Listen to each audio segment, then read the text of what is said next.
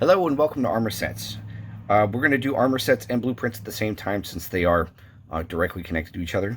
Blueprints are orderable as a set and are used as a way to tease and make unlockable armor sets to your players, right? So if you want to have a slow burn working up to leveling up to using the advanced armory or these advanced sets, they could find these while they're questing. There's some guidance written in the card text, but ultimately it's up to you how you want to employ these. Right? So this can be ordered as a set, or you can get them at random in the Hero Draft Booster Packs. Okay.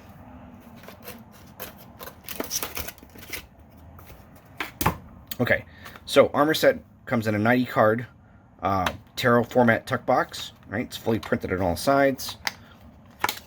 Inside, you get all of the armor set cards, and then you get all of the skill and spell cards related to these sets. So you have everything that you need right there. Okay. Your armor set cards come with an in-game card, your Sunflower Samurai, which is a gender neutral or non-binary option, right? It's a universal across all the things. You have your female versions of all of the armor cards. And the only difference in the art here is the silhouette for the character. The rules are identical across both sets, so everything is the same. And then when you look at the art on the backs of the cards, they're also identical. So, for example, if you have the Vulture armor set, this is what it looks like in-game, right? And then on the front side of the card, you have your rule set, right? You have your male and female variants. Okay. All right, so included in the advanced armory is light armor, leather armor. You have medium armor, which is hide mostly, some scale mail, chain mail, and then you have your heavy armor, which is all basically variations on plate mail. Okay. The idea here is that, say you're playing a dwarf and you get tired of playing just a dwarf. So now you can be a dwarven adventurer. This is a leather armor set, and it replaces your default defense value from 2 to 3 while you're wearing this. Okay. This takes up your helmet, torso, armor slots, your belt, waist, feet, and hands accessory slots. But you can still equip normal cards to your shield, your back, your neck, and then 2 ring slots. Down here you have any special abilities conferred by the armor. In this case, wearing the Adventurer leather set gets you a resistance to trap damage. So before taking damage from a non-magical trap, roll a d6. If the result is 5 or 6, you ignore the damage. That's pit traps, arrow traps, falling rock traps, anything that's not from a magical source will hit the armor instead of hitting you. Down at the bottom of the card, this is how much gold it'll cost you to buy this set from the blacksmith.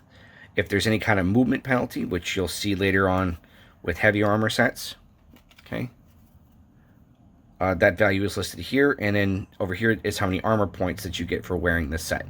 So in addition to a better base defense and a trap resistance, you also have a pool of points where damage is first dealt to your armor, and then once this value has been expended, then that damage starts getting applied to you. Okay. This is what the front side of the card looks like. You've got your 2 variants, and then this is what the art looks like. So you get to see what it is you're wearing, and then what it does for you in-game. And you've got everything from light armor, okay, with different personas or play styles. So, the example, the Executioner. If you want to be gothic and edgy and chopping heads, this thing here is pretty good. Okay.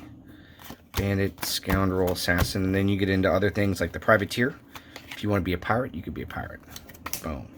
If you want to cross-class to some magical stuff, you lose your shield spell slot, but now you can, you are water aligned.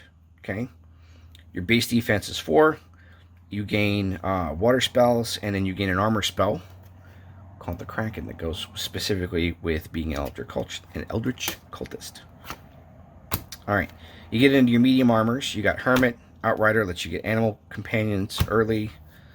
So if you want to wear the Shredder armor, right, this is Scale Mail.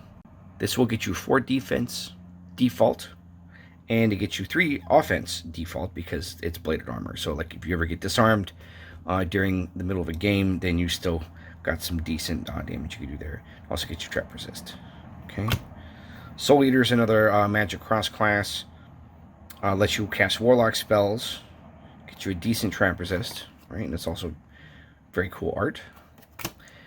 Veil Champion is technically like hard armor, but it is also relic, so it gets you maxed out at 5 dice, gets you a healthy trap resist, and it makes you a martial champion. So everything that you equip while wearing this armor counts as one-handed, right? And it's also the only relic set in the deck, right? Later on, you get all the special materials. You've got lava steel plate. You have shadow steel plate, blood steel plate. You got a couple of variants of mithril. You got some dwarven and elven set, and then the vulture is banded mail. This is heavy, and then this is what we call monster armor. So when you find the blueprint for these, it actually tells you how many of a particular type of monster you have to defeat to complete this. You turn it in, and then it makes this available. So in this case, by defeating a number of gargoyles, you are able to create or have created the vulture armor set. This gets you access to air spells, gets you the carry-on armor skill card, carry-on scavenger. Play this after you defeat a monster, lets you eat them, and draw a treasure card. Right? So all these are designed to synergize and have some fun extra flavor for the game. That is armor sets. Blueprints are used to unlock the armors. We've gone over all the things. There you go.